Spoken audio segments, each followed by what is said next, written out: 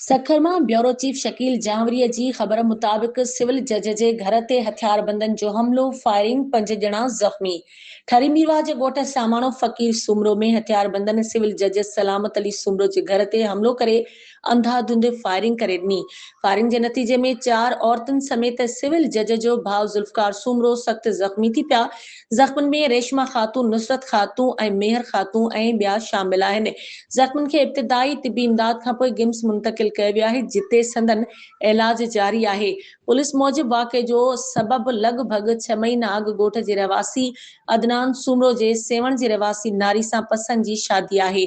ॿुधाए पियो वञे त उन जी तकरार सबब औरत जे वारसनि मुबैना तौर ते जज जे घर ते हमलो करे फायरिंग कई। वाक़े खां पोइ ॻोठाणनि मुबैना हमले आवरनि खे पकड़े पुलिस हवाले करे छॾियो।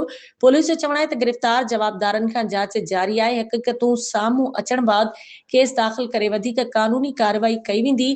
आख़िरी इत्लाउनि ताईं FIR दाख़िल न थी सघी हुई।